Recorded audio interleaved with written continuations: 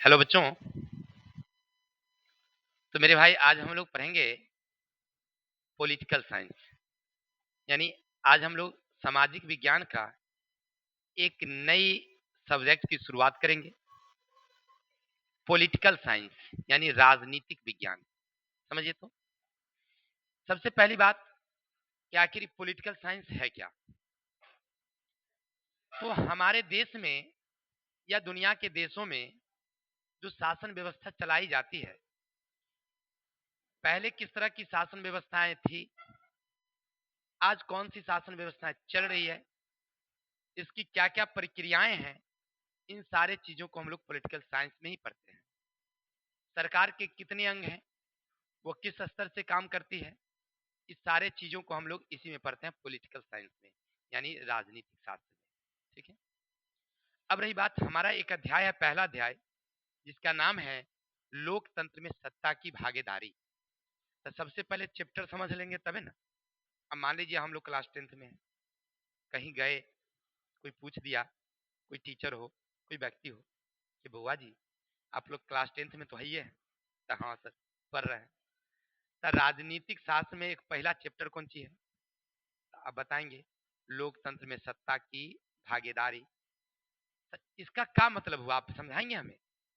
और ना समझ ले रहिएगा तब गड़बड़ हो जाएगा, तब फिर आपको गुस्सा आएगा सर जी पर कि सर जी तो बतेबे नहीं किए। अच्छा चलिए, तो लोकतंत्र का मतलब समझ रहे हैं, जनता का शासन। ये क्लास 9th में हो गया था क्या? अच्छा नहीं पढ़ाए थे। अच्छा चलिए सुन लीजिए। हुआ यूं कि प्राचीन काल में पहले राजतंत्र हुआ करते थे। राजा का बेटा ही राजा हुआ करता था। तो वो राजा चाहे कैसनो हो, उसका बेटा कैसनो हो, ओकरा से मतलब ना। राजा खूब दयालु है लेकिन बेटा बड़ा क्रूर है, तभी वो राजा बन जाता था। वो राजकाज करे, वो ता उम्र तक रहता था राजा, जब तक उसका कोई उत्तराधिकारी नहीं आ जाता तब तक वो राजा रहता। जब उसका बेटा पोता हो जाता तैयार, तो उसको रिटायर करके फिर राजा बन जाता।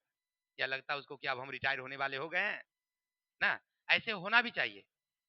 राजनीतिक अभी भी जो है कोई सत्तारूढ़ वाले पार्टी हैं, बहुत दिनों से हैं, उनको न रिटायर हो जाना चाहिए अपने मन से। एक उम्र के समय में उनको जगह छोड़ देनी चाहिए। इसी पर किस्सा को सुनाते हैं। एक देश के एक व्यक्ति थे, मंत्री। वो मंत्री जब थोड़ा सा बूढ़े हुए, उम्र थोड़ा सा कम गया उनका, तो वो स्वेच्छा से राजा से बोले कि महाराज मैं मंत्री पद छोड़ना चाहता हूँ। अब बहुत दयालु, बहुत अच्छे नेक व्यक्ति। उन्होंने कहा, राजा पूछा कि तुम इतने अच्छे व्यक्ति हो, राज्य में तुम्हारा इतना मान सम्मान हो रहा है, तुम पद काहे छोड़ना चाहते हो? कहा महाराज सारा उम्र तो हमने लोगों की सेवा किया, अभी बुढ़ौती में कहीं कोनो गलती सलती हो जाए तो पूरा जो किए सेवा भाव वो सब क्या हो जाएगा, हमारा खराब हो जाएगा नहीं। तो इसीलिए हम चाहते हैं कि अब कम से कम रिटायर हो जाए। तो वो कहते हैं राजा कि भाई तोरा ऐसा ईमानदार आदमी कहाँ मिलेगा, कोनो एगो टेस्ट करके दिखाओ कोई अच्छा आदमी को। तो वो क्या करते हैं, राज्य में घोषणा कर देते हैं, चैप्टर से बाहर बता रहा है, घोषणा कर देते हैं कि जो व्यक्ति इस दीवान पद के लिए उम्मीदवार है वो हमारे यहाँ आए, उनका टेस्ट लिया जाएगा और टेस्ट में जो सफल होंगे उनको दीवान पद दिया जाएगा, माने मंत्री पद दिया जाएगा।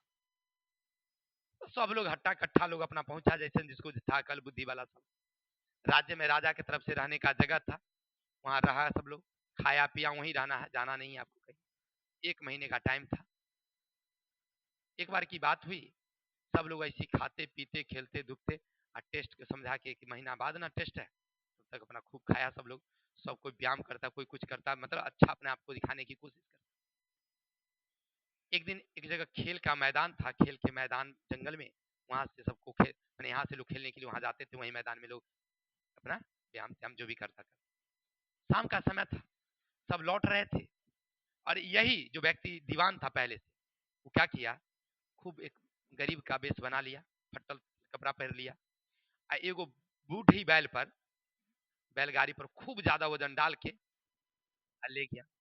और वो एगो रास्ते में नाला था, वो रास्ता में जाके फंसा लिया बैलगाड़ी को। अभी बैलगाड़ी को ललकार रहा लेकिन वो चढ़ ही नहीं रहा। बैल तो ऐसे कमजोर, वजन ज्यादा, नाला में फंसा, कैसे हो। बहुत सारे लोग आए, चलते गए चलते गए चलते गए, लेकिन कोई भी उम्मीदवार जो है उसको उठाया नहीं।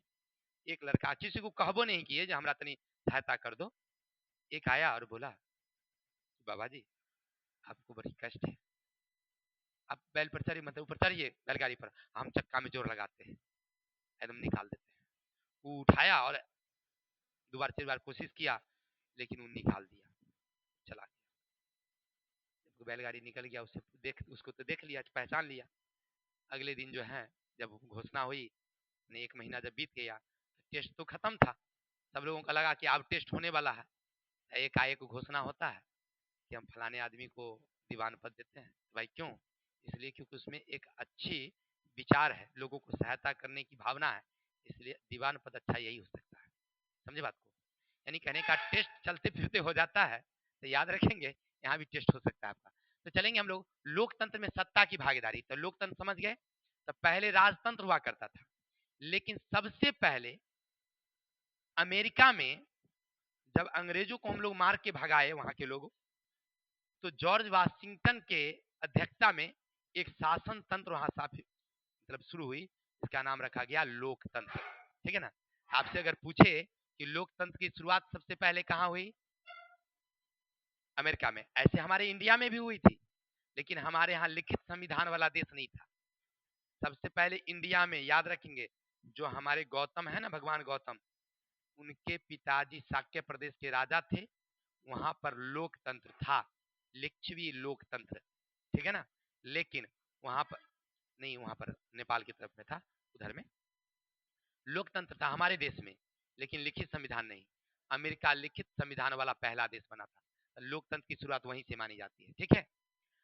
सत्ता की साझेदारी, भागीदारी, भागीदारी का मतलब है कि इस सत्ता में ना आप सबकी भागीदारी है। सब आदमी वोट देते हैं कि नहीं देते हैं? वास्तविक देखिए, सभी को शक्ति वास्तव में जनता के हाथों में है, और देश की जनता जो 18 वर्ष के लोग हैं, यानी हमारे देश में लगाया गया है व्यस्त मताधिकार। 18 वर्ष की उम्र के लोगों को, चाहे वो कोई भी धर्म के हो, कोई भी जाति के हो, रंग रूप, जो भी भाषा अलग है, फिर भी उनको वोट डालने का अधिकार है, यानी व्यस्त मताधिकार हमारे यहाँ 18 वर्ष के लोगों को वोट डालने का अधिकार। तो ये जितने लोग हैं सब देते हैं अपनी शक्ति, किसके हाथ में दे देते हैं? नेता प्रतिनिधि के हाथों में।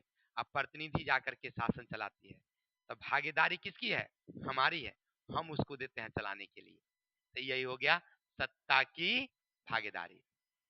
लोकतंत्र समझ गए, जनता का शासन। ठीक है? और सत्ता की भागीदारी समझ गए कि वास्तविक शक्ति किसके हाथों में है? जनता के हाथों में। आई जनता अपनी शक्ति किसको दे देती है? प्रतिनिधि को। अब प्रतिनिधि जाकर के शासन चलाती है, नहीं? तो इसलिए इसको कहते हैं हम लोग सत्ता की भागीदारी, यानी हम सब मिल के चलाते हैं। किसी को डाउट? चैप्टर समझ गए? अब चलते हैं। देखिए, ये लोकतंत्र भी होता है 2 तरह का, याद रखिएगा, एक प्रत्यक्ष और एक अप्रत्यक्ष। प्रत्यक्ष वाला होता है स्विट्जरलैंड,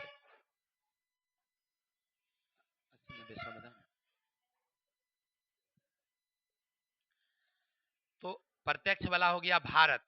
आपसे सॉरी, अप्रत्यक्ष वाला हो गया भारत। आपसे पूछेगा कि भारत में किस तरह का लोकतंत्र? अप्रत्यक्ष।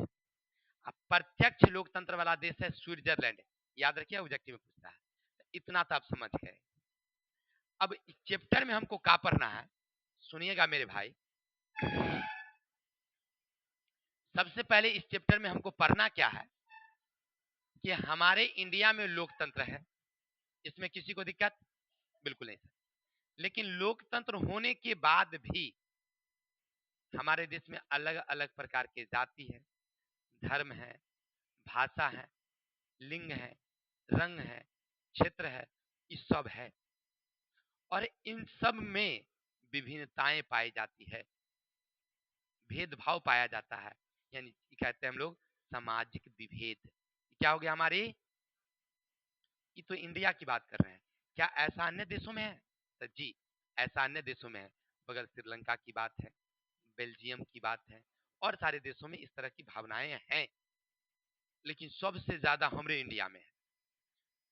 वहां जाइए, श्रीलंका में तो वहां कम, बेल्जियम में जाइए तो वहां कम, इंडिया में सबसे ज्यादा। तो हमको इस सब चीज के बारे में पढ़ना है कि सामाजिक विभेद क्या है।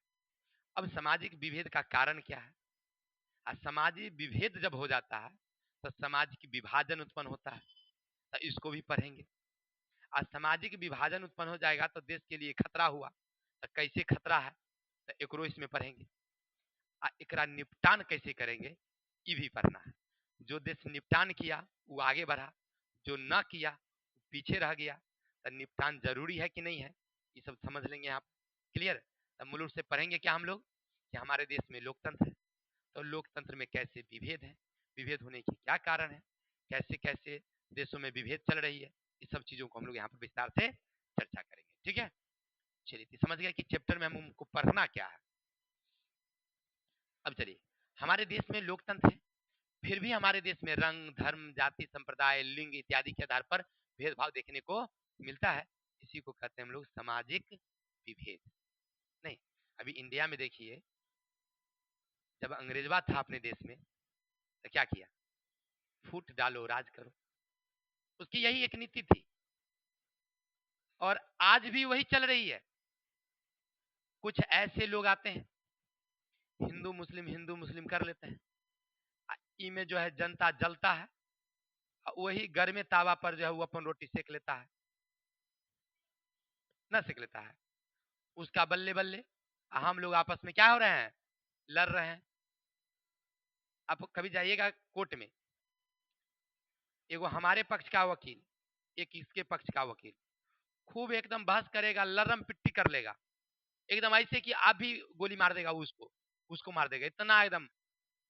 दोनों देखिएगा बाहर निकलेगा, दोनों फिर चाय पिए एक ही जगह बैठ के टेबल पर, मर ये दोनों लड़ रहा था है ना, चाय पी रहा है।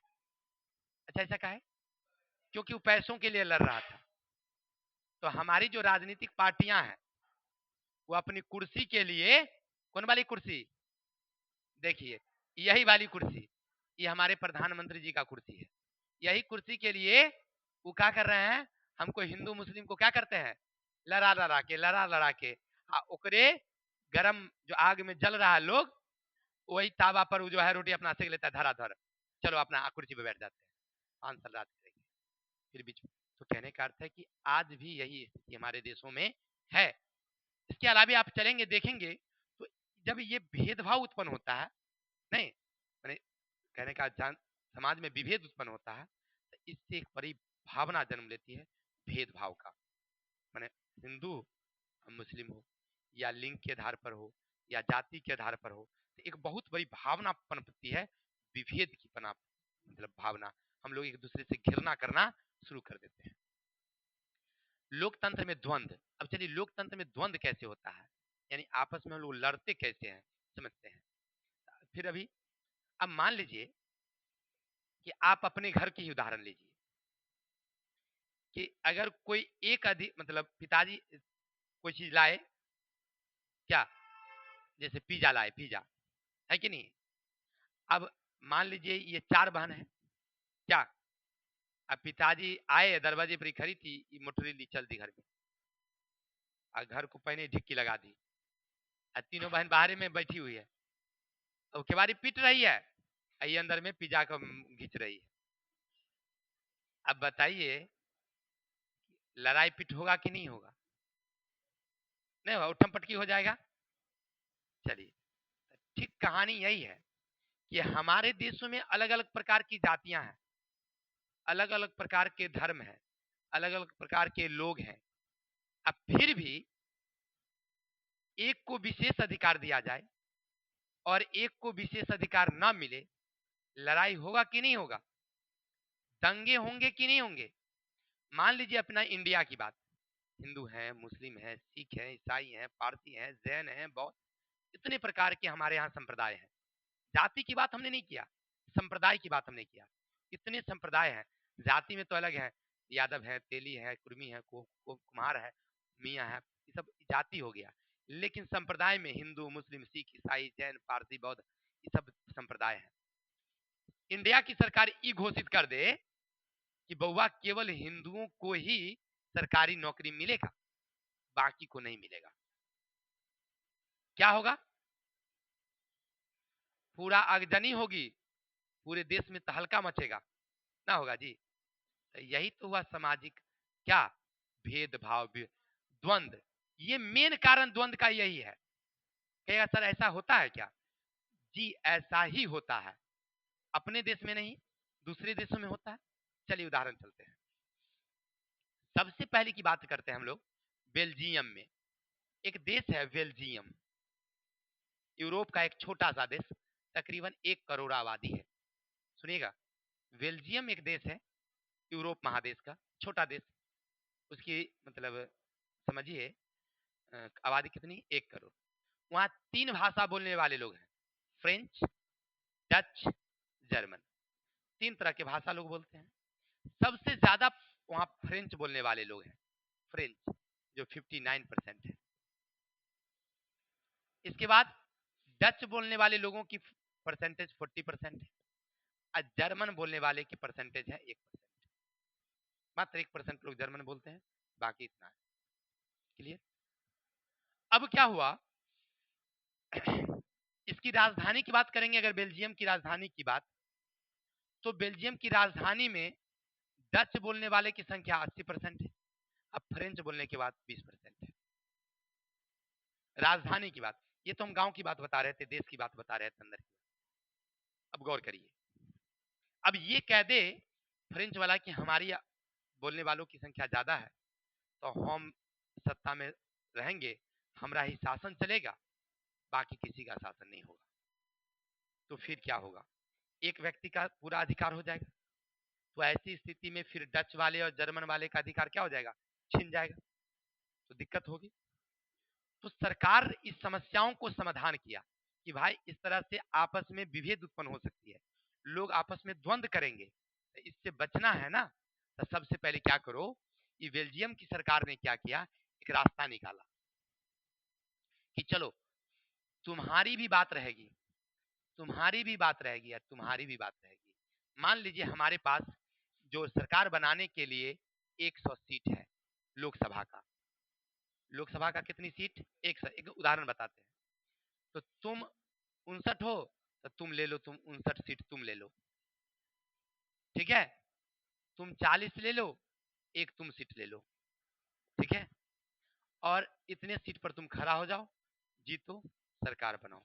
लेकिन नियम ये रहेगा कि कोई भी कानून पारित होगा, कोई भी कानून पारित होगा, तो इसकी भी रजामंदी होनी चाहिए और इसकी भी रजामंदी होनी चाहिए, तब पारित होगा। ऐसा नहीं कि तुम अगर पारित कर दोगे ये सबको नहीं, माने ऐसा कानून होना चाहिए कि सबके लिए मान्य हो, ठीक है, तब जाकर के, ठीक है। तो सरकार ने क्या किया, ये अच्छी तरह से हल किया, सबको अधिकार दिया, सब प्रतिनिधि में खड़ा हुआ, जिसको जो लोग पसंद करते हैं, जैसे अपने यहाँ का नियम है, तो वैसे यहाँ पर आराम से लोग शासन कर रहे हैं। और बेल्जियम ना एक बहुत बड़ा देश बन गया, उन्नत देश बन गया, क्योंकि झगड़ा को वहां की सरकार क्या कर दी, खत्म कर दी, कोई दिक्कत नहीं। इसी तरह से दूसरा लीजिए, एक देश है आयरलैंड। आयरलैंड में कैथोलिक और प्रोटेस्ट दो जाति के वहां पर लोगों का वर्चस्व है, तो दोनों के बीच में झगड़ा। अमेरिका चले जाएगा तो श्वेत और श्वेत में झगड़ा है, झगड़ा तो सब जगह है, ऐसा नहीं है। लेकिन इंडिया की बात करेंगे ना, तो सबसे ज्यादा इंडिया में झगड़ा है, सबसे ज्यादा इंडिया में। लेकिन मेल की बात करेंगे तो सबसे ज्यादा मेलो इंडिया में है, ठीक है। अब कैसे है तो आगे हम लोग चर्चा कर लेंगे, फिलहाल समझते हैं। तो देखिए, अमेरिका में श्वेत और श्वेत पर माने गोरे और काले पर भेदभाव, आयरलैंड में कैथोलिक और प्रोटेस्टेंट पर भाग। लेकिन भारत में चलेंगे तो भाषा के आधार पर है, कहीं पर काम के आधार पर है, कहीं पर और उदाहरण देखने को मिलेगा जाति के आधार पर, संप्रदाय के आधार पर। जैसे अभी देखिए भाषा के आधार पर, अगर आप यहाँ पर है ना और आप चले जाएंगे तमिलनाडु, आप हिंदी बोलेंगे समझ जाएगा कि उधर का है, उत्तर भारत का है, मार के वो भगा देता है। आप असम, आप असम चले जाएंगे, असम चले जाएंगे तो असम में हिंदू वाले को मार के भगा देता है, हिंदी बोलने वाले को मार मार के भगा देता है। एक बार ऐसा हुआ था, हमारे गांव के एक व्यक्ति थे, ठीक है ना, हमारे यहाँ उसका भाई पढ़ता था। उस टाइम में ऐसे उस सबका वहाँ पर परिवार संगठित रूप से था और मेल मिलाप में था, तो रह गया, लेकिन बहुत सारे लोगों को मार के वहाँ से भगा दिया था, ठीक है। ये भाषा के आधार पर, कहीं काम करने जाते हैं तो काम के आधार पर भगा देता है, तुम कहा गया, चलो भागो, हम लोग यहाँ काम करेंगे, ऐसे करता है। तो अपने देश में तो क्षेत्र के आधार पर है, भाषा के आधार पर, संप्रदाय के आधार पर, जाति के आधार पर नहीं है। तो इस तरह से हमारे देश में भेदभाव देखने को मिलती है। अब एक याद रखिएगा option note, Martin Luther king ने रंग भेद नीति का विरोध किया था। तो आपसे पूछा जाएगा कि मार्टिन लूथर ने किसका विरोध किया था? रंग भेद नीति का। ठीक है, आपसे पूछ सकता है कि रंग भेद नीति के विरोधी कौन थे? तो मार्टिन लूथर। ठीक है, तो सबसे पहले समझ गया ना कि हमारे लोकतंत्र में द्वंद्व क्यों, एक को ज्यादा अधिकार है, एक को अधिकार कम नहीं। अब आगे चलेंगे, सामाजिक विभेद की उत्पत्ति का कारण क्या है? तो फिर वही बात, सामाजिक विभेद भी यही कारण उत्पन्न होता है कि समाज में आप एक को ज्यादा अधिकार दीजिए, एक को कम अधिकार दीजिए। अब एक उदाहरण समझते हैं, जैसे मान लीजिए कि हमारा इंडिया जब आजाद हो रहा था, कोई दिक्कत, तो हमारी जाति के लोगों ने इसमें भाग नहीं लिया था, ये तो हम जानते हैं। आज तक कोई ऐसा बनिया नहीं था, बनिया जाति में तेली हो, साहू हो, जिसका नाम आया होगा कि रणवीर साहू, राकेश साहू आया होगा, ऐसा कोई नाम नहीं आया। आया कौन? तो भगत सिंह नहीं आया, चंद्रशेखर आजाद, ये सब जाति ऊंचे जाति के लोग थे। पंडित जवाहरलाल नेहरू पंडित थे, ठीक है ना।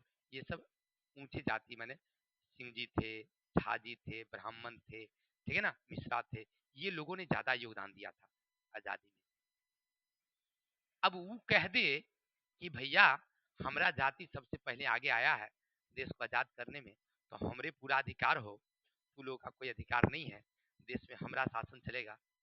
सामाजिक विभेद होगा कि नहीं होगा? कमो बेश तो हम ना दिए थे योगदान, आप नेता थे, लेकिन सामान खरीदारी में हम विरोध किए थे। हम इंडिया ने सामान खरीदते थे ना, खरीदे थे ओकर वाला अंग्रेजवा वाला। विदेश की होली जलाने में हम अपनों घर से एक आध गो विदेशी सामान को जलाए थे, योगदान तो हमारा भी था। आप आगे आगे थे, पीछे जुलूस लेके तो हम थे, झंडा लेके।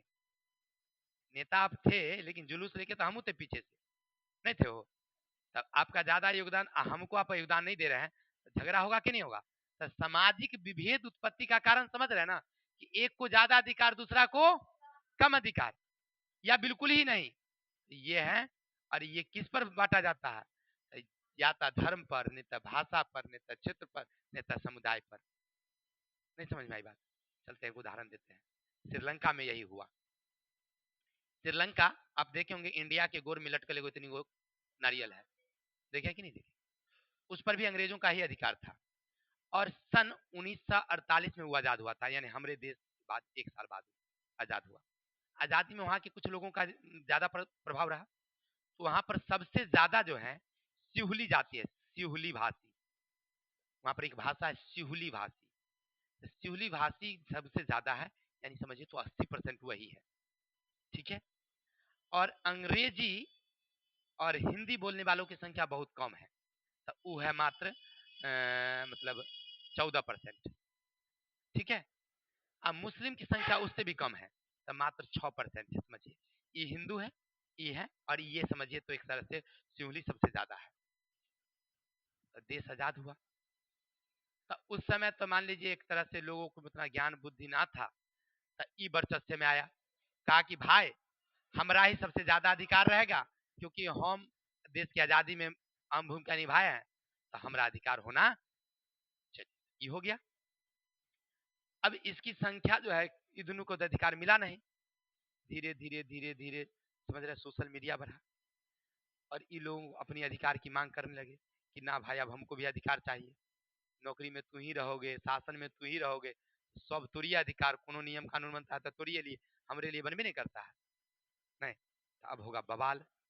अभी कुछ दिन पहले बवाल सुने होंगे, 2 महीना 3 महीना पहले ना, श्रीलंका के लोग क्या किए, पूरा आग लगी कर दिए, सब लोग भागा जान बचा के वहां से, राजा, समझ रहे हैं, प्रधानमंत्री यार। तो कहने का अर्थ है कि देखिए वहां पर क्या हुआ, एक समाज के, एक धर्म के, एक भाषा के लोगों को विशेष अधिकार, और एक को बिल्कुल ही अधिकार नहीं मिला। नहीं, इस तरह से सामाजिक विभेद का ये क्या है, कारण है। और आज तक की समस्या सुलझा ही नहीं वहां पर। अगर सुलझ जाती तो आज श्रीलंका भी उन्नत देश होता, जबकि प्राकृतिक दृष्टि से अगर देखा जाए तो बहुत ही उन्नत देश ही भी होता, क्योंकि इसके पास भी मिट्टी बहुत उपजाऊ है, जलवायु सम है, खेती बाड़ी अच्छी होती है, उन्नत रत्नों का भंडार है उसके पास, बहुत सोना चांदी आभूषण उसके पास ज्यादा है, क्योंकि वो द्वीपों का देश है। श्रीलंका द्वीपों का देश है, उसके पास बहुत द्वीप, पठार ज्यादा है और पर्वत कम है, साथ साथ में उसकी मिट्टी बहुत उपजाऊ है, चारों तरफ समुद्र है, तो सम जलवायु भी है, न ज्यादा गर्मी है न ज्यादा ठंडा, तो अच्छी खेती होती है उसके पास। लेकिन रे भैया, चले आवे तोरा तब ना, तो चल ही नहीं आ रहा है। ये देश ना, ये जातीय जातीय के लड़ाई में सब दिन लड़ते रह गया, आज तक देश उन्नत में गेबे नहीं किया। अपने दो उदाहरण हमने दिया, एक बेल्जियम का उदाहरण और एक श्रीलंका का। आपने क्या देखा कि जो इस तरह के लोकतंत्र के द्वंद्व को, यानी जाति समाज धर्म संप्रदाय को, भेदभाव को खत्म करने का प्रयास किया, वो आज देश उन्नत हुआ। और जो देश आज तक इस समस्या को हल नहीं कर पाया, वो देश क्या हो गया, आज तक नीचे है, आज तक उठा नहीं आगे। समझ रहे हैं ना? चलिए आगे चलते हैं। तो आप क्या देख रहे थे, विभेद की उत्पत्ति के कारण, भेदभाव के कारण, ठीक है। अब चलते हैं सामाजिक विभेद और सामाजिक विभाजन। तो सामाजिक विभेद तो आप समझ गए कि समाज में विभेद किस लिए होता है, कि एक को विशेष अधिकार, एक को विशेष अधिकार नहीं, और यही विभेद सामाजिक विभाजन का कारण बन जाता है। अब कहेगा सर कैसे? अब मान लीजिए अगर हम समाज में हैं, तो हमारे साथ भेदभाव हो रहा है, तो हम एक अलग प्रदेश में रहेंगे, अब आप एक अलग प्रदेश में रहेंगे, विभाजन नहीं हो गया। अच्छा उदाहरण नहीं समझे, चलिए समझाते हैं, समझिएगा। जैसे अपनी बिहार की ही बात करेंगे, कि बहुत बड़ा बिहार था पहले, यानी इसको कहते थे हम लोग मगध। मगध जब अंग्रेज आया था उस समय मगध था। इधर पश्चिम बंगाल था, यानी बंगाल, इधर बिहार था, और इधर उड़ीसा थी, और इधर झारखंड था। सब हमारे देश एक गो राज्य में था अंदर में। तब भाषा बोलने वाले जो खास करके मुस्लिम संप्रदाय के ज्यादा लोग थे, जिस हिस्सा को, उसको काट के इधर से पहले ही अलग कर दिया, उसका नाम रख दिया गया बांग्लादेश। उस समय नहीं किया गया, बाद में बांग्लादेश बन गया, और इधर का हिस्सा कहा गया पश्चिम बंगाल, ठीक है ना, क्योंकि इधर ज्यादा मुस्लिम संप्रदाय के लोग थे, और ये सब जो है उर्दू फारसी वाले लोग थे, सबको कहा तू लोग अलगे रहो, साइड कर दिया। समझे? रसदार बात तो तब हुई कि जब देश आजाद हमारा हो गया, तब बिहार का इतना को हिस्सा मिला। तब बिहार के हिस्सा में बउआ रे, इधर जो था झारखंड वाले लोग, ये आदिवासी समाज थे, इधर थे लोग सामान्य लोग, नहीं तो ये लोग मांग करने लगे कि नहीं हमरा एगो अलगे चाहिए देश, हमर भाषा अलग तो हमर अलग रहेगा। भाषा के आधार पर इधर एगो देश बन गया, यानी कि 15 नवंबर 2000 ईस्वी में एगो झारखंड राज्य बन गया, बिहार से कटौती होके, बिहार से कटौती होकर के नहीं हुआ। तो यही तो सामाजिक विभाजन है, समझ रहे बात को? तो सामाजिक विभेद का कारण और सामाजिक विभाजन समझ गए। एक और उदाहरण चलिए, जब हमारा देश आजाद हुआ था ना, आजाद हुआ तो हिंदी को राष्ट्रभाषा घोषित किया गया, तो हिंदी में ही आप सब कुछ बोलेंगे, सब कुछ सरकारी काम हिंदी में होगा, हिंदी मुख्य रूप से रहा। तो उत्तर भारत के लोगों को तो कोनो दिक्कत नहीं था, क्योंकि उत्तर भारत के लोग हिंदी बोलना पढ़ना लिखना सब जानते थे, उनको कोनो टेंशन नहीं। लेकिन सबसे ज्यादा टेंशन हुआ दक्षिण भारत के लोगों को, कि इधर के लोग तमिल बोलना जानते हैं, कन्नड़ जानते हैं, ठीक है ना। अब इधर के लोग तमिल और कन्नड़ जानेंगे, उसको हिंदी तो बुझने ही नहीं आता है। हिंदी में जब वहां पर लिखा पढ़ी का काम होने लगा, तो सबसे होता नहीं था, हो गया गड़बड़, ई पर हुआ बवाल। समझे? वहां के लोग अनशन पर बैठ गए, भुखमरी पर बैठ गए। तो सबसे पहले भाषा के आधार पर आंध्र प्रदेश देश बना। आपसे पूछेगा भाषा के आधार पर बनने वाले पहला राज्य आंध्र प्रदेश, देश का एगो कट गया हिस्सा। पहले कई देखिए ये बड़की गो इक्के गो था, इतना गो था, ये तेलंगाना आंध्र प्रदेश इधर तमिलनाडु और सब इक्के गो था। बाद में उसमें से कटौती कटौती हो करके अलग अलग बोलने वाले, आंध्र बोलने वाले लोग आंध्र प्रदेश, तेलुगु बोलने वाले हो गए तमिलनाडु, ऐसे करके अलग अलग भाषा के आधार पर बनने लगे बाद में। समझे? तो कहने का अर्थ है कि विभाजन होने का मेन कारण क्या था? भाषा। समझ में आई बात? सामाजिक विभेद, चाहे वो धर्म के नाम पर हो, भाषा के नाम पर हो, तो सामाजिक विभेद समझ गए कि एगो को ज्यादा अधिकार, एगो को कम अधिकार, या दोनों के बीच में भेदभाव। जैसे हमारी अभी राजनीतिक पार्टियां कर रही है कि भाई भेदभाव कर रही है हिंदू मुस्लिम जाति जाति का। अब परिणाम क्या होगा? परिणाम क्या होगा कि हमारी समाज दो भागों में क्या हो जाएगी? बट जाएगी। नहीं हो जाएगी? और जब समाज बटेगी तब क्या होगा? तब होगी लड़ाइयां, द्वंद्व होगी। तो हुआ गया लोकतंत्र में द्वंद्व। क्लियर हो गया सामाजिक विभेद। जैसे अभी आप अभी देखेंगे, एक हमारे प्रतिनिधि हैं, नाम नहीं बताएंगे, वो कहते हैं कि हम यदुवंशी हैं, कृष्ण के हम लोग वंशज हैं। कोई भी है ना। तो अब इसमें जो यदुवंशी लोग होंगे देश के, राज्य के, उनको सपोर्ट करेंगे। क्या हो? आप लोग यदुवंशी ना है? तो आपके बिहार के नेता कौन यदुवंशी हुए समझ लीजिए। अब नहीं, तो वो सब उनको सपोर्ट करेंगे, नहीं करेंगे? अब परिणाम क्या होगा कि यहाँ पर हो गया जाति जाति के नाम पर। अब उसको लगेगा कि हमारा सरकार है, हम वर्चस्व में है, हमारा जो मन होगा सो। अब उधर से निकलेगा ट्रांसफार्मर पर के निकलते, समझे? अभी लोगों को निकलने नहीं देगा कि लोगों का अधिकार गया। समझा? ट्रांसफार्मर में रास्ता है, वही मारे रास्ता जाएगा कहाँ भाई? ले भलैया हो गया बवाल। तो चलिए, तो सामाजिक विभेद समझ गए ना कि इसका मेन कारण धर्म जाति के आधार पर भेदभाव। अब विभाजन का मतलब क्या? समाज दो वर्गों में बट गया, राज्य दो वर्गों में बट गया, देश दो वर्गों में बट गया। चाहे जाति के नाम पर बढ़ जाए, चाहे धर्म के नाम पर बढ़ जाए, भाषा के नाम पर, क्षेत्र के नाम पर, समुदाय के नाम पर, किसी के आधार पर बट गया तो उसको क्या बोलेंगे हम लोग? विभाजन बोलेंगे। अभी दो चीज क्लियर हो गया।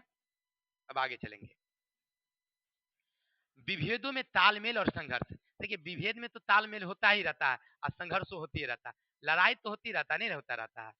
विभेद होगा तो लड़ाई होगा ही। भले हम लोग अपना अपना देखिए, सब जाति के लोग हैं, आराम से बैठ कर पढ़ रहे हैं, कितनी मेल मिलाप है, कितना बढ़िया काम है, नहीं हो? लेकिन फिर भी कभी कभी संघर्ष हो जाता है। क्या? अब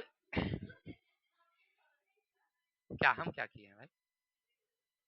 नहीं देखिए, नहीं हम नहीं करते हैं, हम तो सबको मिला के चलने वाले लोग हैं। अच्छा देखिए, सुनिए सुनिए सुनिए सुनिए, ए ब्रदर सुनिए। पहले तो हम लोग चैप्टर पढ़ते हैं, फिर उसी में समझा देंगे आपको। तालमेल कैसे स्थापित होगा? तालमेल स्थापित करना है सो कैसे? अब जैसे मान लीजिए, इनमें जो इस्लामिक लोग हैं, तब पहले तो आप बोलिए इस्लामिक। देखिए, एक शब्द इसके लिए आता है मियाँ शब्द। ये थोड़ा अपभ्रंश लगता है, नहीं? इन लोगों को अच्छा नहीं लगेगा, आपको भी बोलने में अच्छा नहीं लगेगा। अगर इस्लाम बोलिए तो इसको भी अच्छा लगेगा, आप बोलेंगे भी अच्छे ढंग से। देखिए, हम लोग जब भी बोलते हैं तो इस्लाम बोलते हैं, जहाँ पर जो भाषा लैंग्वेज आने वाली होती है उस हिसाब से बोलते हैं, लेकिन ऐसे सामान्यतः हम लोग संबोधन उस हिसाब से करते हैं। ऐसे ये लोग तो हमारे स्टूडेंट हैं, विशेष बड़े हैं नहीं, और मोबाइल पर रहते नहीं हैं। जब भी इन लोगों का ईद होता है, मुहर्रम तक जो भी होता है पर्व त्योहार, तो हम लोग इन लोगों के यहाँ जाते हैं, इन लोगों के इस उसमें शरीक होते हैं। फिर उनको हम लोग उनके मतलब जो पर्व त्योहार होती है उसमें मुबारकबाद देते हैं, है कि नहीं? आप देखिएगा, इनके जो मुहर्रम आया, तब मुहर्रम में हम लोग मोबाइल पर, व्हाट्सएप पर जो हमारे मोबाइल में हैं, सबको हमने भेजा यहाँ से कि ईद मुबारक, एक दिन पहले 2 दिन बाद या ऐसे करके हम लोग भेजते हैं। फिर उसी तरह से अब कहिएगा सर हमको नहीं भेजे, सुनिए ना, हमको नहीं भेजे इसलिए क्योंकि आप हमारे स्टूडेंट हैं। तो फिर आपको भेजेंगे तो लगेगा कि सर जी पर्सनली कुछ भेज रहे हैं, तो थोड़ा सा वहाँ पर ब्रेक कर लेना पड़ता है, नहीं समझे? देखिए, कुछ बातें ऐसी होती है वहां पर थोड़ा सा ब्रेक करना पड़ता है। तू लड़की है, तुम्हारे साथ चैटिंग करेंगे तो थोड़ा सा लोगों को लगेगा कि कुछ गड़बड़ है, समझ रहे हैं ना? समझिए समझिए, तो इसलिए वहां पर थोड़ा सा हमें ब्रेक करना पड़ता है। लेकिन जो लोग बड़े लोग हैं, जो बड़े लोग हैं जो हमारे, तो हम उसको चैटिंग करते हैं उसके साथ, समझिए। ए सुनिए, बातें नहीं। तो इस तरह से क्या होता है कि हमने उनके पर्व त्योहार पे, अब जैसे देखिए हमारे यहाँ, सुनिएगा, हमारे यहाँ एक व्यक्ति थे, उनके यहाँ हम बराबर जाते थे खाने के लिए। उनकी उनकी लड़की हमारे यहाँ पढ़ने लगी, जब वो 9th में गई तो हम उनके यहाँ जाना छोड़ दिए, ठीक ना। ऐसे उनसे बहुत लगाव भी था, लेकिन हम खुद जाना छोड़ दिए, क्योंकि हम जाएंगे ना तो लोगों को लगेगा कि ना कि सर जी यहाँ काहे मंडराए रहे हैं, कोनो बात बाका हो। और वो लड़की हमारे यहाँ पढ़ती है, तो हमको लगा कि थोड़ा सा लोगों को नजरिया थोड़ा सा अलग हो जाता है, तो हम उस क्षेत्र में जाना छोड़ दिए। बुलाते थे, हम नहीं गए। एक दो बार कहे, हमने इनकार कर दिया तो नहीं जाते हैं, समझे। थोड़ा सा सब सोचना पड़ता है वहाँ पर, समझ में आई बातें। लेकिन हम लोग मुबारकबाद देते हैं, इससे क्या होता है कि तालमेल हो गया। अब हमारे यहाँ पर्व त्योहार हो, वो लोग आते हैं खाने के लिए, उन लोगों के बीच हमारे साथ वो, जैसे दिवाली होगा तो हमको मुबारकबाद देंगे। जैसे इसके चचा है ना अंसारुल जी, वो हमको भेजते रहते हैं, समझ रहे हैं ना, या हम उनको भेज देते हैं। तो इस तरह से क्या होता है, एक तालमेल है। देखिए आपके आपके साथ हमने तालमेल रखा और हमारे साथ आप, तो इस विभेद में भी क्या हुआ, तालमेल हुआ, झगड़ा नहीं होगा। क्या संघर्ष होने का कारण क्या है, तो संघर्ष यही है कि आपके धर्म को हम खराब समझे, हम अपने धर्म को क्या समझे, अपने आप को पहचान बढ़ाने के लिए हम कहें कि हम सबसे श्रेष्ठ और आप क्या है, सबसे घटिया। या हम अपने धर्म को बताएं कि सबसे श्रेष्ठ, आपके धर्म को कह दे खराब, नहीं लगेगा। कुछ लोग ऐसे हैं वो करते हैं। देखिए हमने अपनी ऐसे, आप लोग नहीं बात उस पर लीजिएगा, जब हम एक जगह गए थे बहुत दिन पहले की बात है, तो एक लोगों ने हमारे देवता को कहा कि आपके देवता कोई देवता थोड़े ही है, तीर धनुष भाला लेके कहीं देवता चलता है। नहीं, देखिए तो हमारे देवता को थोड़ा सा बताए कि गलत है। तो हमने बोला कि भगवान कहीं बहरा होता है, आप रेडियो लगा के चला, हो अल्लाह हो, क्या भगवान बहरा है? आप दिल से बोलेंगे, सुनिए सुनिए सुनिए सुनिए सुनिए सुनिए, देखिए पहले सुनिए, पहले ही हमने कह दिया था कि आप लोग दिल पर नहीं लेंगे। देखिए फिर सुनिए सुनिए, तो फिर हमने उनको समझाया कि देखिए अगर देखा जाए, ए ब्रदर, तो हमने कहा कि भाई देखा जाए तो सभी बुरे हैं सभी अच्छे हैं, ना तो कोई बुरा है ना कोई अच्छा है, इसलिए इस सब का चर्चा कुछ नहीं। आप सुनिए ना, आपको जो मानना है आप मानिए, हमको जो मानना है हम मानते हैं, हमको जो अच्छा लगता है हम मान रहे हैं। सुनिए ना, बातें नहीं, कहने का अर्थ है कि देखिए हमने इसमें क्या किया, तालमेल करना शुरू किया। अब देखिए वो हमारे अच्छे मित्र हैं, आते हैं हम लोग बातचीत करते हैं, नहीं करते हैं, तो संघर्ष भी होने का कारण समझ गए। ए बुआ ए सुनो ना, संघर्ष होने का कारण समझ गए कि हम कभी धर्म को, किसी जाति को अगर न्यूनतम समझ जाते हैं। अब जाति में मान लीजिए हम लोगों की जो जातियां थी, प्राचीन काल की बात अगर करेंगे पहले के जमाने में, तो हम लोगों की जाति को एकदम घृणा की दृष्टि से देखा जाता था।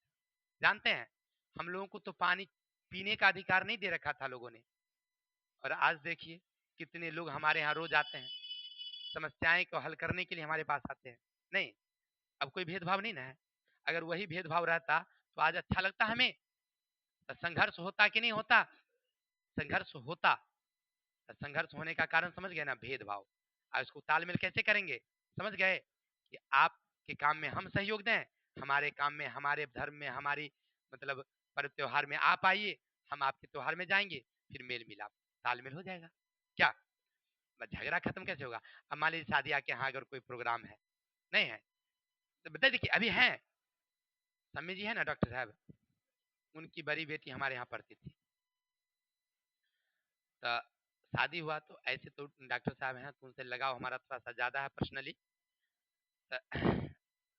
सुनिए ना, तो जब शादी हुआ तो उनमें देखिए एक एक व्यक्ति और को निमंत्रण दिए हुए थे, राजेश जी है ना, उनको दूरा लगा ना, तो दूरा लगा, रात में टाइम था, ये चले आए।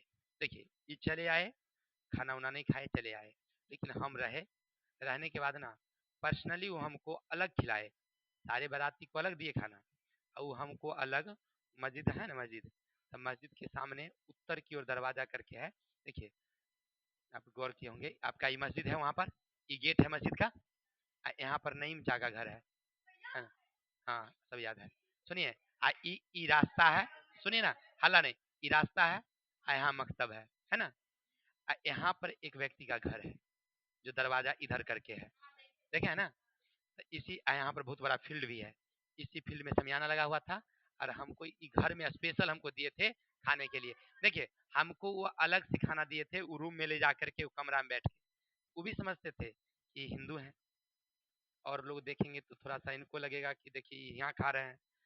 तो वो हमको ना पर्सनली ले गए घर में, अलग से हमारे लिए बना हुआ था, हम अलग से खाना खाए। उनके यहाँ जब भी बनता है तो हमारे लिए बुलाते हैं, हमको पर्सनली अलग से कमरे में ले जा करके खाना खिलाते हैं, बाहर में बिठा करके ऐसे नहीं। उनकी जो बहू रहती है ना पुतो, वो घर में हमको ले जाते हैं और खिलाते हैं।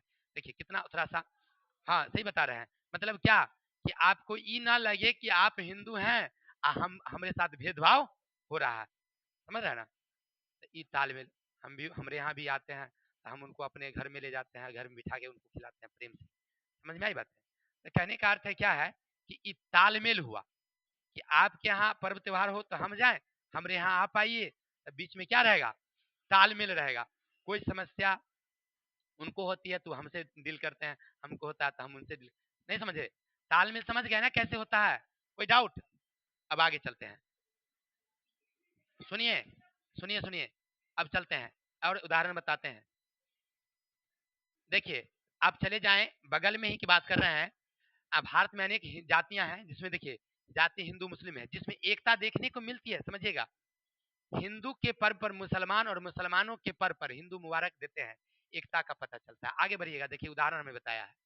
मंदिर का शहर वाराणसी, वहां की एक लड़की है नाजनीन नामक की मुस्लिम लड़की है, उन्होंने हनुमान चालीसा को मतलब उर्दू में लिख दी, उर्दू में लिख दी, सुनिए, चालीसा हनुमान चालीसा को उर्दू में लिख दी, और लिखिए ना दी, वहां एक संस्था बनी हुई है, उसमें सारी लड़कियां मुस्लिम है, और सब वो हनुमान चालीसा को उर्दू में पाठ भी करती है, पढ़ती है हनुमान चालीसा, लेकिन बोलती कैसन है, उर्दू में, और सब रोज पाठ भी करती, उस संस्था का काम है। तो कहेगा सर जी तो उस संस्था में तो नाजनी यार का शादी वादी हो गया, कहीं कहीं चली गई, तो उकर बाद वहाँ की जो लड़कियां सब है उस संस्था में भाग लेते जाती है, और उसका काम है वहाँ के जो हिंदू समाज के लोग हैं उसको सहायता भी करती है वो।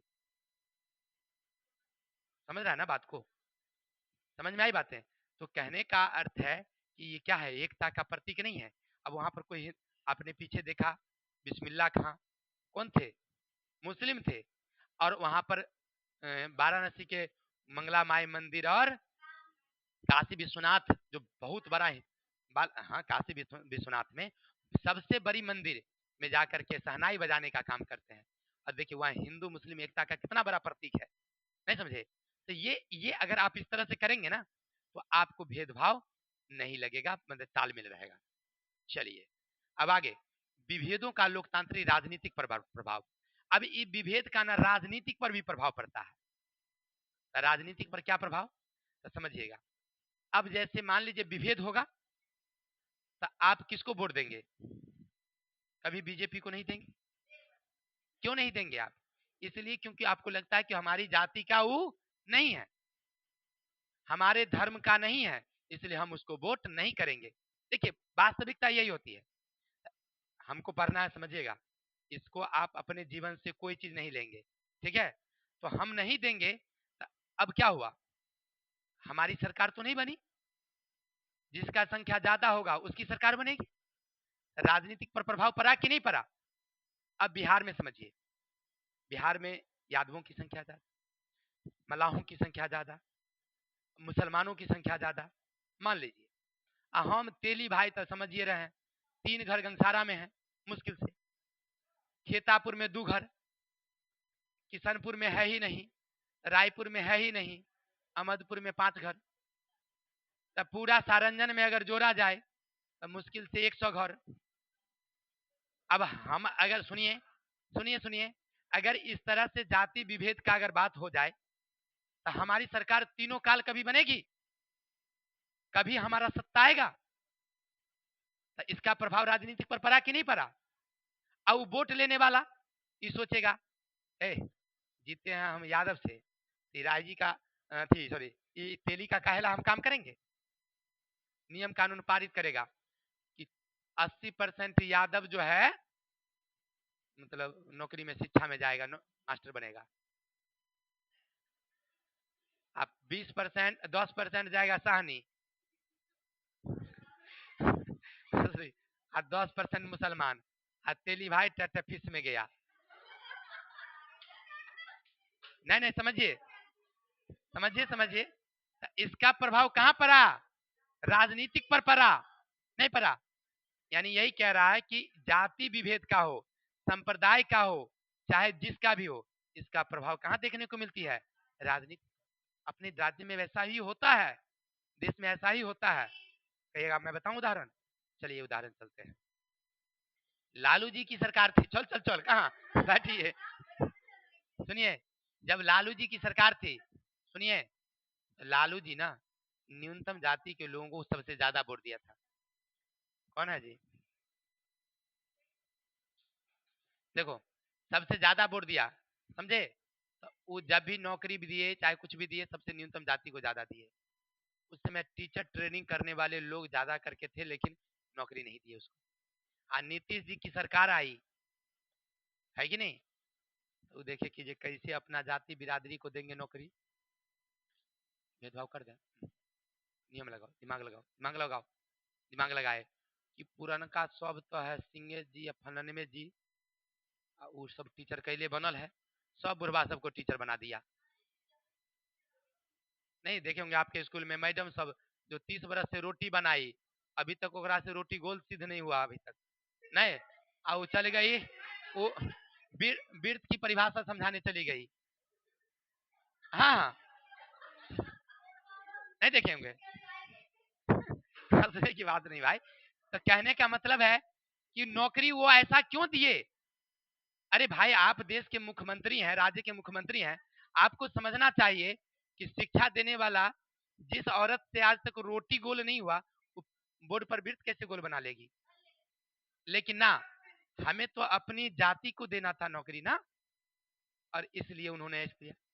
अभी देख रहे हैं ना, अभी जो 10-10 हजार रुपया मिला है, वो बांटे हैं अनलीगल चीज, लेकिन कर दिए लीगल के तरीके से। ऐसे हम देंगे 2,000 लोग वोट देना, 5,000 लोग वोट देना, क्या घर 10 आदमी है ना, 1,000 रुपये, 10,000 रुपया लोग वोट देना हमको, ये हो गया अनलीगल। लेकिन काम के लिए तुमको देते हैं पैसा, काम करना है, ये हो गया लीगल। नीतीश बाबू अभी पैसा बांटे हैं ना, 10,000 रुपये, वो लीगल है अनलीगल है? लीगल है, वो लीगल है, लेकिन वो था वोट खरीदना। 10 दें वोट दो, 10 दें वोट दो। अरे भाई मेरे, चलिए छोड़िए उस सब की बात। तो इसका प्रभाव हमारे राजनेताओं पर पड़ता है मेरे भाई। जाति विभेद का प्रभाव किस पर? राजनेता पर। छोड़िए, आइए किताब की ओर, सुनिए सुनिए सुनिए। और इसमें तालमेल करना बहुत जरूरी है, नहीं करिएगा काम नहीं बनेगा। एक उदाहरण समझाते हैं, सुनिएगा। आयरलैंड में दो जाति हैं, दो धर्म के लोग, एक है प्रोटेस्ट और एक है कैथोलिक। तब प्रोटेस्ट का जो दल है उसका नाम है यूनिस्टलिस्ट, यूनी यूनी यूनिस्ट जो भी है, ठीक है। एक बड़ा खतरा नाम है। चलिए सुनिए, तो वो कहता है कि उत्तरी आयरलैंड को ना ब्रिटेन में मिला दो। उसका कहना है कि उत्तरी आयरलैंड को किस में मिला दो? और कैथोलिक का नेशनलिस्ट है पार्टी, तो वो कहता है कि नहीं, आयरलैंड को आयरलैंड गणराज्य में मिलाओ, माने आयरलैंड गणराज्य बना करके रखो। समझे बात को? तो दोनों हो गया, दो विचार किया, दोनों आपस में लड़ रहा है। तो क्या लड़ा दे सबको? हम राजनीतिक पार्टी हैं तो लड़ा दे? ना ना ना, तो लड़ाओगे तो देश पीछे चल जाएगा। जैसे अभी कहाँ देखा, श्रीलंका में बेचारे गए। अरे सुनो, सुनिए सुनिए, जिस भवन को बनाने में करोड़ों रुपया लगा होगा, रोड को बनाने में करोड़ों लगा, इतनी राष्ट्रीय संपत्ति नाश हुई, उतना देश का हानि हुआ है कि नहीं हुआ है? देश का लॉस गया ना जी। उतना देश आगे बढ़ता, उतना आप पीछे रह गया, 5 बरस पीछे रह गया, 10 बरस पीछे रह गया। नहीं, क्या देश की उन्नति होगी? अब क्या किया ब्रिटेन वाला, ब्रिटेन ने दोनों के बीच मध्यस्थता किया कि ना, आधा तू, संसद में दोनों का आधा आधा रहेगा, और ना आयरलैंड में मिलेगा ना गणराज्य में मिलेगा, बीच में रहो, आयरलैंड के नाम से रहो। समझे बात को? ना तुमको ब्रिटेन में मिलना है, ना आयरलैंड गणराज्य में मिलना है, तुमको आयरलैंड देश ही रहना है, दोनों मिल के रहो। ये बीच में ब्रिटेन मध्यस्थता किया, आयरलैंड सबसे आगे बढ़ गया। यानी कहने का अर्थ है कि समाजी विभेद खत्म होगा तभी देश आगे बढ़ेगा। अब समझ में आई बातें? अब आगे चलते हैं। सामाजिक विभेदों की राजनीति का परिणाम तो समझा दी अभी कि कैसे राजनीति, धर्म के नाम पर भेदभाव, जाति के नाम पर भेदभाव, जो राजनीतिक लोग हैं वो अपना उसी तरह से भेदभाव करते हैं, अपना काम निकालते हैं। क्या जैसे हम बताए थे ना, एगो हमारे यहाँ प्रतिनिधि आए थे, कहे कि वोट देना है जात न पात पे, अब वोट देना है एकदम ललटेन छाप पे। मान सुनिए, तब बगल में हमारा में सट के कहते हैं कि देखिए अपना के देख के बिरादर में है, शादी ब्याह तो होते अपने जात में ना कि दूसरे में होते हैं।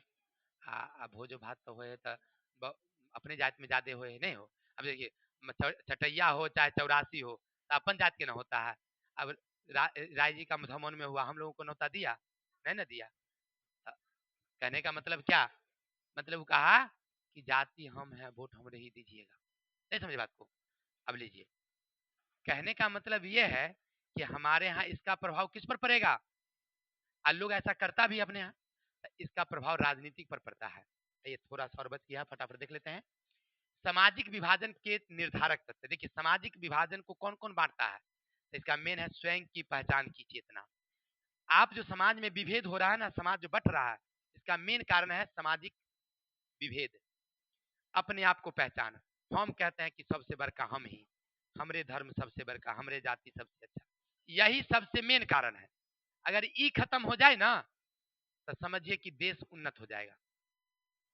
सामाजिक विभाजन का कौन कारण, तो सबसे बड़ी बात अपने आप को पहचान। हम ये कह देते हैं कि हमारा धर्म, हमारी जाति, हमारे भाषा सबसे उन्नत, तुम्हारी भाषा तुम्हारा जाति सबसे घटिया। इसी कारण सामाजिक विभाजन होती है। अगर हम इना कह दें, हम अपने धर्म को कहे कि नहीं हमारा धर्म अच्छा नहीं तोरे धर्म अच्छा, तू कह दो हमको कि नहीं हमारा धर्म अच्छा नहीं तोरे धर्म अच्छा, देखिए कितना बढ़िया मेल मेल हो जाएगा, नहीं हो जाएगा? झगड़ा होगा कभी? बिल्कुल नहीं होगा। क्या है कि नहीं? अब कुछ लोग इसी में, ऐसा नहीं कि सब खराब है देश में, बहुत सारे लोग अच्छे भी हैं, मेल मिलाप के रह, और उसमें दो चार गो, कुछ हिंदू में कुछ लोग, कुछ इस्लाम में कुछ लोग, कुछ सब उदंडा सब शुरू कर देता है। तो सामाजिक विभेद का सबसे मेन कारण स्वयं की पहचान। अगला, समाज के विभिन्न समुदायों की मांग की राजनीतिक दलों द्वारा उपस्थित करने की तरीका। देखिए समाज में जो आप कोई चीज मांग करते हैं तो मांग करने का एक सिस्टम तरीका ना होता है जी। अब सिस्टम तरीके से आप मांग नहीं कर रहे हैं। अब जैसे मान लीजिए अभी अभी आपने देखा कि जो हमारी बीबी क्या होता है जी, बोलो तो? नहीं नहीं विभूति पर नहीं, वो जो इतना इतना वो कागज फेंकायल है, वी पैड, हाँ वी पैड, तो वो फेंका गया मान लीजिए, तो हमारा नुकसान हुआ है, हम विपक्ष के लोग थे, हमारा नुकसान हुआ है।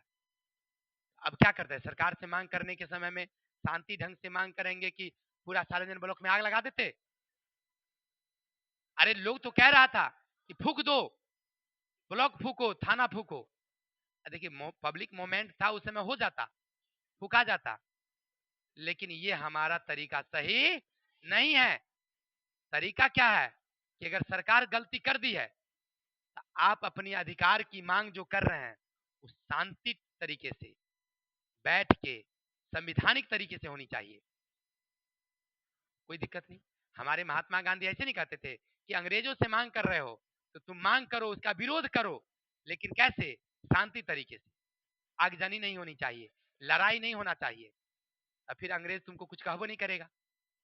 अब मान लीजिए हमको सरकार से मांग करनी है, धरना पर बैठ गए, ठीक है, धरना पर, अब वापस लीजिए कानून, तभी उठेंगे, नहीं तो कानून रहेगा।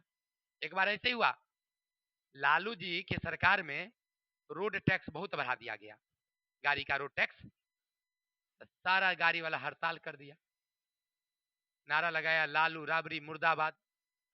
लालू जी कह दिए हड़ताल टूटेगा दशहरा के बाद। नहीं समझे बात को?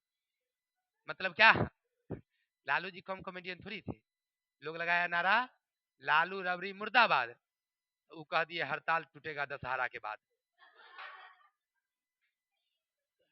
तब तक गाड़ी पर क्या करें, कहे ताबे घिउरा रुक जाइए, कदुआ रुक जाइए छतरी पर, गौरी की छतरी पर खाइए, दशहरा के बाद खोलेंगे। सही किताब। तो कहने का अर्थ है कि कोई भी चीज मांग करनी है संविधानिक तरीके से। कैसे कर रहा है? चलिए, माने क्या कि माने आपको सरकार से खूब गलती है।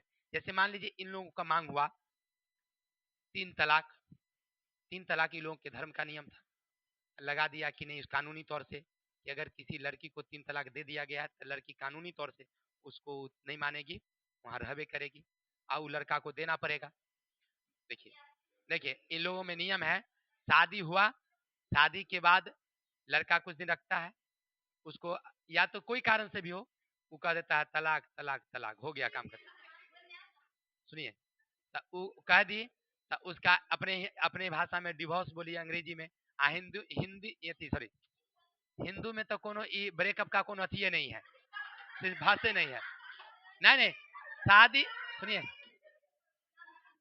शादी हो गया तो बउआ वो छूटने वाला नहीं है। चाहे सुनिए, कैसनो ढोल रहेगा वो तो बजानिए पड़ेगा तोरा। हाँ, चाहे ढोल अच्छा वाला रहे चाहे ढोल खराब वाला रहे, क्या बजाना पड़ेगा। लेकिन इन लोगों में ऐसा नियम था।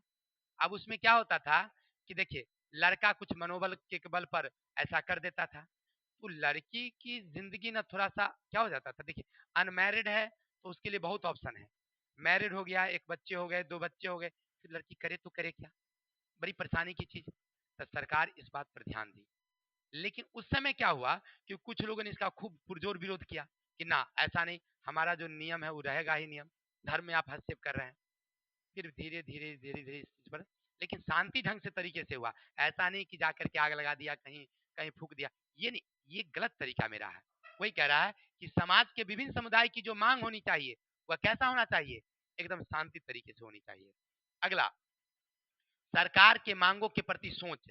अब सरकार का सोच होना चाहिए कि मांग जो हो रही है क्या लीगल है या अनलीगल है, एक के लिए है कि सबके लिए है। अगर सबके लिए है तो उस सरकार को मांग स्वीकार कर लेनी चाहिए। नहीं, अगर निजी के लिए है बिल्कुल नहीं। सरकार को भी सोचना चाहिए कि अगर मान लीजिए हमने कोई नियम पारित कर दिया, उन नियम में केवल मान लीजिए इस्लाम वर्ग के लोगों को हानि पहुंच रही है, नहीं, और ये मांग कर रहा है, तो क्या इसको दे देनी चाहिए। इसके मांग लेने से बाकी को हानि हो रहा है तो ऐसी स्थिति में स्वीकार नहीं करना है। अगर इसके मांग करने से किसी को हानि नहीं है तो स्वीकार कर लेना चाहिए। समझे बात को? यानी सरकार का भी सोच इस तरह से होनी, तो सामाजिक विभेद क्या हो जाएगी, तब खत्म हो जाएगी। क्या? चलिए, अब लास्ट हमारा ऑप्शन है, लोकतंत्र कैसे विभिन्न सामाजिक समूहों के सम्मिलित करता है। यानी लोकतंत्र ना सबको एक निचोड़ लाता है, सबको एकता में बांधने का कोशिश करता है। जैसे देखिए समझिए, लोकतंत्र जब आता है, किसी जाति को है वोट देने का अधिकार कि सबको अधिकार है, सबको अधिकार है। राष्ट्रीय संपत्ति जो है उस पर सबका बराबर का अधिकार है। नहीं, भाषा बोलने, काम करने, खास करके इंडिया की अगर बात करेंगे तो अन्य देशों की बात नहीं करते हैं हम लोग, अपनी बात। हमारे यहाँ सबका है ना, सबको एक सूत्र में बांध कर रखती है कि नहीं रखती है। जैसे देखिए, अगर राशन बटाया तो सरकार ने घोषणा कर दिया कि प्रत्येक व्यक्ति 5 kg। ऐसा नहीं ना है कि हिंदू को 5 kg और इस्लाम को 10 kg, नहीं, सबको 5 kg। अब जिसको जितना ढेनमा ढेन में रहेगा वो हिसाब से 5 kg। अब थोड़ा गोरखा के मन है कि हम 12 गो बना ले, राशन कार्ड उठते रहेगा, तो बनाओ, ओकरा से कोनो मतलब ना, ओकरा से मतलब वो सोच रहा था कि हम रामप्रीत बाबा के 12 गो है तो हम कहा नहीं, 2 गो बेटी है ना, एगो बेटी है, एगो मर गई थी, 12 गो है ना, 11 गो अभी ना है रे, एगो गड़बड़ा गया है, तू नहीं जानता होगा, ठीक है ना। तो 12 गो टोटल था, ये भी सोच सामने सामने है तो यू कहा कि हम हूँ 12 गो, ठीक है ना। कहने का मतलब समझिए, तो राजनीति देखिए तालमेल कैसे लाती है कि सबके लिए बराबर का अधिकार। सुनिए, नौकरी हमारे यहाँ होता है लोकतंत्र में, तो लोकतंत्र में सबको भैया रे, जो 60% लाएगा सबको फर्स्ट डिवीजन। ऐसा नहीं ना कि हिंदू वाला 60 लाएगा तो मुस्लिम 70 लाएगा, तो बिल्कुल नहीं। ये क्या है, तालमेल है, सबको एक जैसा बनाने का कोशिश कर रही है कौन, लोकतंत्र। समझ रहे हैं ना। और यही परिणाम हमारे देश में हुआ कि आज हमारा देश विविधता में एकता है, यानी इतने धर्म, इतनी जाति, इतने भाषा के बाद लोकतंत्र है और हम सब मिलजुल करके रह रहे हैं। नहीं तो आज ये हिंदू मुस्लिम एक साथ बैठ के नहीं पढ़ रहा होता क्या? और हिंदू की शादी में कभी नहीं जाती, क्या हो, जाने का मतलब है एकता का प्रतीक है। ऐसा बना रहना चाहिए। चलिए मेरे भाई, उम्मीद है अगर आप ध्यान से सुने होंगे तो हर एक चीज समझ में आया होगा। आज के लिए इतनी, कल मिलते हैं नेक्स्ट वीडियो के साथ। तब तक के लिए अपने भाई को विदा दीजिए। जय हिंद, जय भारत।